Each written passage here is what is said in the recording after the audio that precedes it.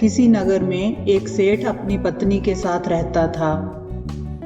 कुछ समय के पश्चात सेठ जी की पत्नी ने एक पुत्री को जन्म दिया, लेकिन पुत्री के जन्म के समय सेठानी जी की मृत्यु हो गई।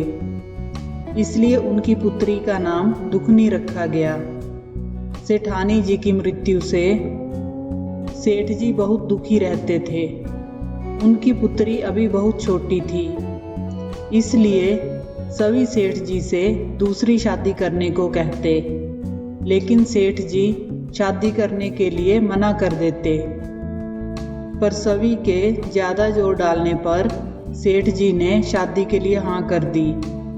कुछ ही दिनों में सेठ जी की दूसरी शादी हो गई, लेकिन सेठानी उस लड़की दुखनी से बिल्कुल भी प्यार नहीं करती थी। धीरे धीरे समय बीतता गया और इस सेठानी से भी एक बेटी ने जन्म लिया।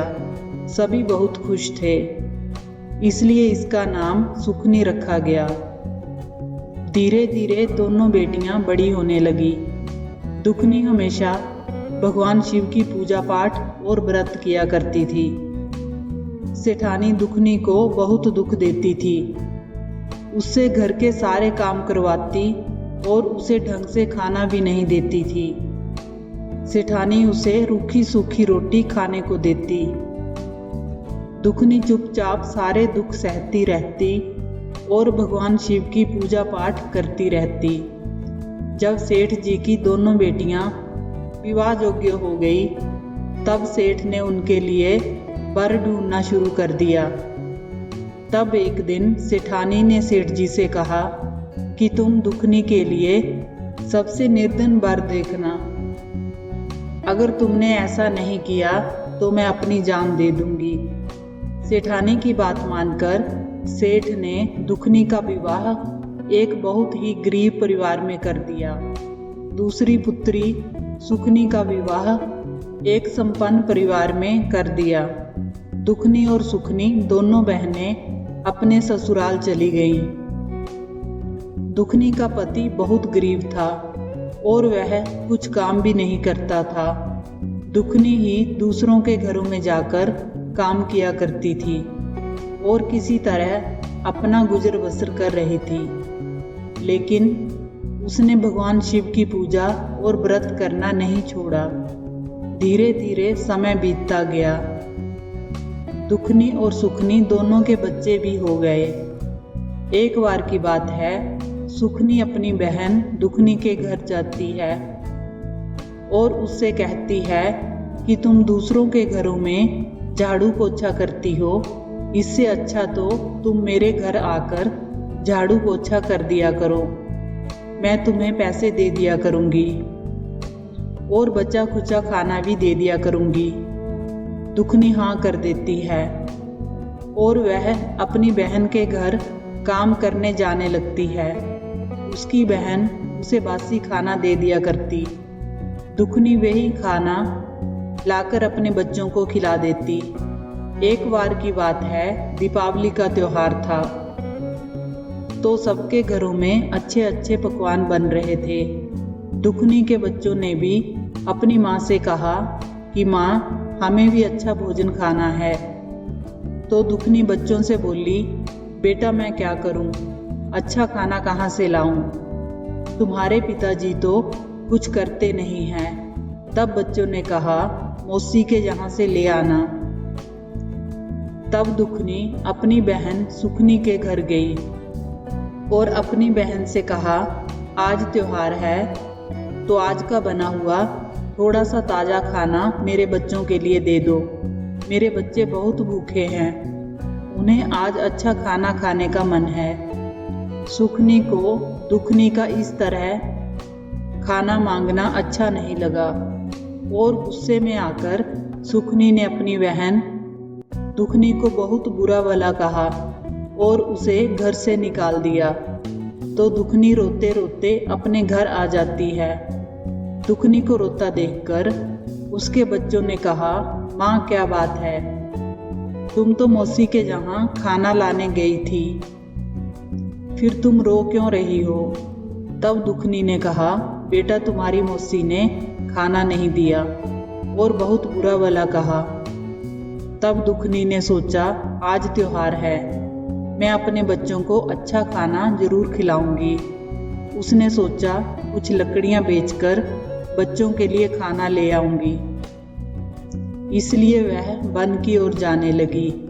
फिर चलते चलते रास्ते में दुखनी को एक गाय मिली। वह गाय दर्द से तड़प रही थी। वह बच्चे को जन्म देने वाली थी।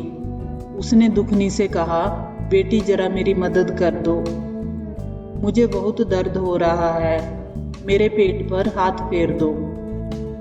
दुखनी गाय के पेट पर हाथ फेरने लगी और गाय ने आसानी से बच्चे को जन्म दे दिया। फिर वहां से दुखनी आगे बढ़ी। आगे रास्ते में उसे एक नागिन मिली जिसके ऊपर केचुली थी और उससे केचुली निकल नहीं पा रही थी। उसे ठीक से कुछ दिखाई भी नहीं दे रहा था। उसने दुखनी से कहा, जरा मेरी मदद कर दो, मुझे बहुत तकलीफ हो रही है। दुखनी उसकी मदद कर देती है और नागिन आसानी से केचुली छोड़ देती है। फिर दुखनी आगे बढ़ जाती है। दुखनी वन में पहुंचती है। वन में वन माता एक बूढ़ी औरत का रूप बनाकर वहां बैठ जाती है और दर्द से कराहने लगती है। दुखनी को देखकर बूढ़ी माँ कहती है, बेटी जरा मेरी मदद कर दो, मेरे पैरों में बहुत दर्द हो रहा है, तुम मेरे पैर दबा दो। दुखनी कहती है, ठीक है माँ। ये कहकर दुखनी वन माता के पैर दबाने लगती है। कुछ देर बाद दुखनी जाने लगती है तो बूढ़ी वन माता कहती है कि मेरे पास एक पोटली है, इसे तुम ले लो। दुखनी पोटली ले लेती है और उसे खोलकर देखती है। उस पोटली में बहुत सारा सोना चांदी था। तब दुखनी कहती है, माँ ये तो सोना चांदी है। तब बूढ़ी माँ कहती है, तुमने मेरी मदद की है इसलिए यह तुम ही ले जाओ, और एक थैला भी है, इसे भी तुम ले जाओ। दुखनी जब थैला खोलकर देखती है तो उसमें अनाज भरा था। दुखनी बहुत खुश हो जाती है और बूढ़ी माँ को धन्यवाद देकर घर की ओर जाती है तो वापस रास्ते में उसे वही नागिन मिलती है। वह नागिन दुखनी से कहती है, तुमने मेरी मदद की इसलिए मैं तुम्हें एक मणि देती हूँ, और कहती है इसे तुम अपने घर में रख देना, तुम्हारे घर में कभी भी धन धान्य की कमी नहीं होगी। दुखनी नागिन को धन्यवाद देकर आगे बढ़ जाती है। आगे रास्ते में उसे वही गाय मिलती है।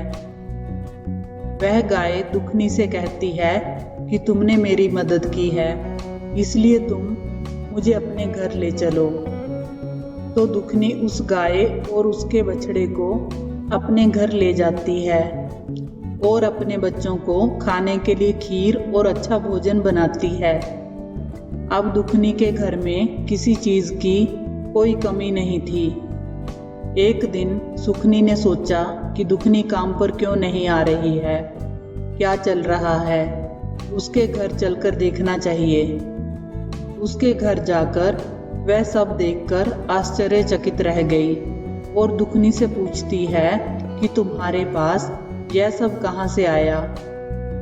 तब दुखनी उसे सारी बात बता देती है। तब उसकी बात सुनकर सुखनी भी गरीब औरत का रूप बनाकर वन की ओर जाती है तो रास्ते में उसे एक शेरनी मिलती है। वह शेरनी उस पर दहाड़ती है। उसकी दहाड़ सुनकर सुखनी डर जाती है और आगे बढ़ जाती है। आगे रास्ते में वही नागिन सुखनी को मिलती है। नागिन उसे देखकर गुस्से से फुंकार मारती है। सुखनी फिर डर जाती है और आगे बढ़ जाती है। आगे उसे वही वन माता बुढ़िया का रूप लेकर बैठे हुए मिलती है। वह बुढ़िया माँ कहती है कि मेरी इजाजत के बिना तुम यहाँ कैसे आई, और वह सुखनी को डंडे से मारने लगती है। सुखनी भागते भागते अपने घर पहुंच जाती है। घर जाकर सुखनी देखती है कि उसके घर में अब धन दौलत सब कुछ खत्म हो गया है। अब वह गरीब हो गई है। फिर वह अपनी बहन दुखिया के घर जाती है और उसे भला बुरा कहने लगती है कि तुम्हारी वजह से मेरा सब कुछ नष्ट हो गया, तुमने ये क्यों किया। तब भगवान शिव वहाँ प्रकट होते हैं और कहते हैं इसमें दुखनी का कोई दोष नहीं है। तुम बहुत घमंडी थी और धनवान होते हुए भी एक गरीब का रूप धर के वन में गई, इसलिए वन माता ने तुम्हारा सारा धन नष्ट कर दिया। तुमने धन का लालच किया जिसकी वजह से यह सब हुआ।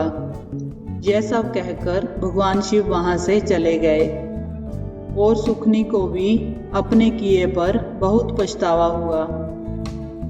आपको ये कहानी अच्छी लगी हो तो वीडियो को लाइक करें, चैनल को सब्सक्राइब करें। कहानी को अंत तक सुनने के लिए आपका धन्यवाद।